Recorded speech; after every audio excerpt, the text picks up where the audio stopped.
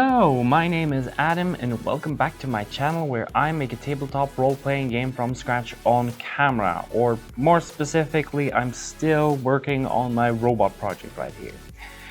And today we're actually moving over to the computer side of stuff. I really want to create this interesting movement for the robot, so not only that it's more easy for me to actually make the different movements and so on, but also that to give the camera a little bit of personality.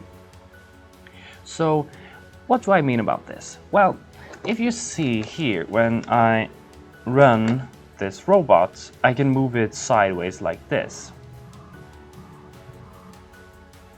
And the movement is very robotic. It moves, very mechanical. And I want to change that. I don't want the robot to just move because I tell it to move. I want to have character. I want it to feel something. And this was actually something I encountered a couple of years ago from a YouTuber named Roman Papush. I don't know what he does anymore about this channel. I mean, I watched him for 2 years ago and then I don't know what's happened. But anyways, this guy, he has the movement of his camera. I'll link a video in the description where he explains how he creates this movement, this characteristic movement for his camera. The video is only 3 minutes long, so please go and watch it. It's really good. And what's interesting about this is that you can make the camera feel like it has some weight and inertia and make it like move in a very interesting way that is not this mechanically moving thing that is this robot. And that is why I want to then use Unity and a physics engine to make the robot move. And this is what I've been working on. Welcome to Unity. This is what I've been playing with for a long while now, and I'm going to just show you some interesting things that I've been making in this robot thing here. So what this is Unity, and well, I'm not going to explain what everything is here and so on. This is not a tutorial. This is just me playing around with Unity and the physics engine here. But what we got here is this right here. That is our target. That is what we're going to look at. That could be our book, the table, it could be my hands, it could be anything. But currently it's this cube. Then we have here, we have these points. These are waypoints. I have them here. That's waypoint 1, 2, and 3. I will go through that a little later. And then we have our robot, which is here. This is our robot, or well, the camera basically. The camera that's going to look at things. And you can see these lines right here. They are the lines that the camera is seeing. This is what it's looking at. You can see this is the view currently. It's just looking into the void. But it's not going to do that anymore. Well, because it's going through this waypoint manager. And what it does, it moves to waypoint 1, which is here. Then waypoint 2 over here. Then back to waypoint 3 over here. And then it does a loop, which means it loops back to waypoint 2 and then 3 and then 2 and then 3 and so on. So it moves back and forth like this. And it moves like purely mechanically. You can see what this looks like. When you purely mechanically move it mathematically correct. You see the movement is kinda boring. The target is always in the center, and you're moving back and forth in a very like rigid and jagged motion, and yeah, you can definitely see that this is a very mechanical way of moving. So even if I move the target up and down, you see I'm moving the target up and I'm moving it down. It's always in the center. It's, well, it doesn't change. It just is very mechanically correct. Now, I don't want my robot to move mechanically in this way, and so therefore I've put in, well, physics into this. So I'm using the physics engine now. The same thing is, it's the exact same setup right here. You have the target, you have the different waypoints right here, but this time is moving using force instead of using, well, linear movement. And what this looks like is this. You see, now the robot is moving sort of smoothly, and sort of, you can see that the target is still in the frame, but it's not in the center. You see that it's like, yeah, it's moving in a smooth motion. I can move the target up and down, and you see when I move it up and down, the camera is following, but with sort of dragging behind. The camera has a more personality to it. But we can do even better than that. So what I've done here is I can apply forces whenever I want the robot to move. So what I've done here is that in waypoint 2, right here, I apply an initial force of 100. So every time the robot wants to go to waypoint 2, this one here, so every time it's over here and wants to move over there, I apply a force of 100 upwards. So it will be shot upwards, and then it has to combat that in order to get to this point right here. Does.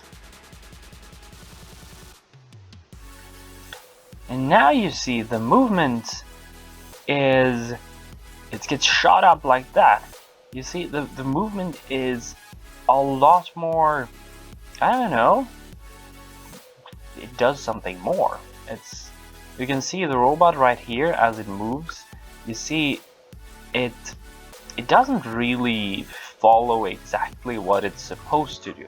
And you can even see right here that because it has this huge motion downwards right here, whenever it comes to this point, it's supposed to go back to point 1 or 3 here, it sort of is pushing itself downwards and then moving to here. And you can see that the camera, it gets these like interesting movements when it's moving around like this. And again, I can try to move the target around, and you see that it's sort of, yeah, you get very weird and interesting movements.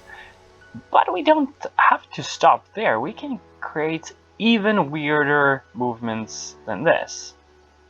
Now this is a more complicated example, and I'm going to go quickly through it so you can just watch what's happening and just get an idea of all the possibilities that I can do with this system. So you now have the linear points here, so it moves from here to here in like a linear fashion without any, well, without any modifications or anything, just like in the first example.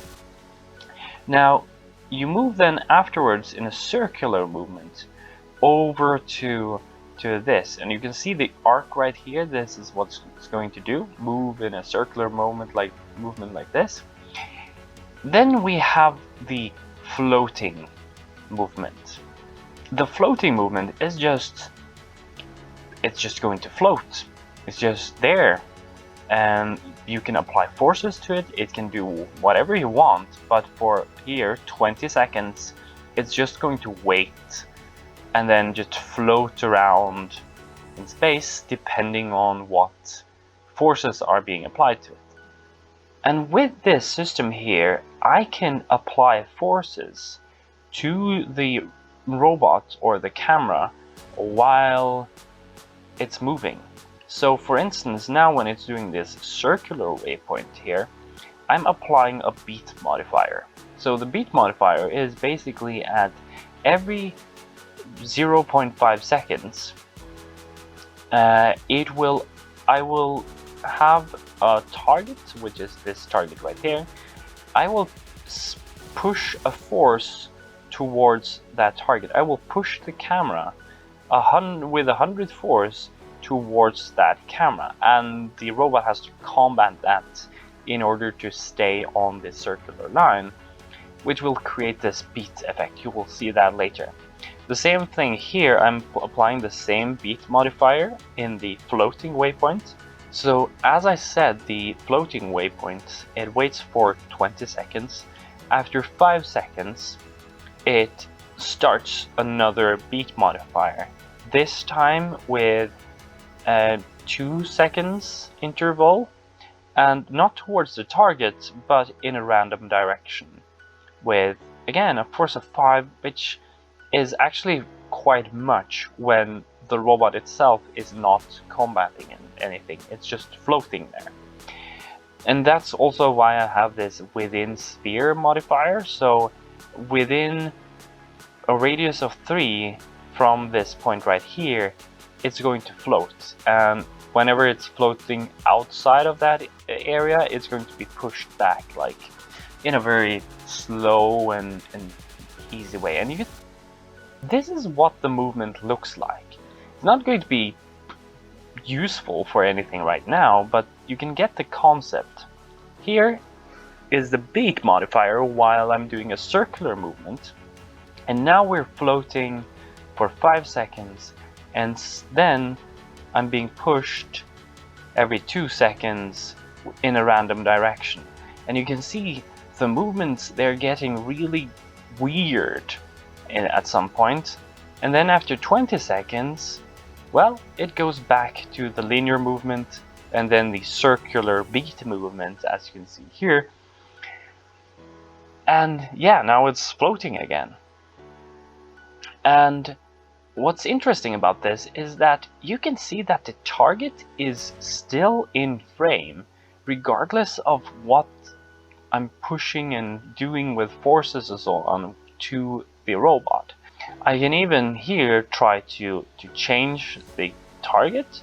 See, I'm moving it up and down, and the robot is still looking at the target. Regardless of what's happening and all the forces that are being applied to it, it's still doing exactly what I'm telling it to do. And this creates a really cool system for the robot to move. The only thing I have to do now is to link this robot, and I just have to capture the position and rotation of this point, and then just send that continuously to the robot, and the robot will just do exactly that movement. We're getting a really cool system out of this in the end. So next time is going to be probably a really good video. So please share and like and subscribe and do all those great things, because we're really close to a breakthrough in this here cool robot movement camera thing that I'm doing here. So see you next time. Bye.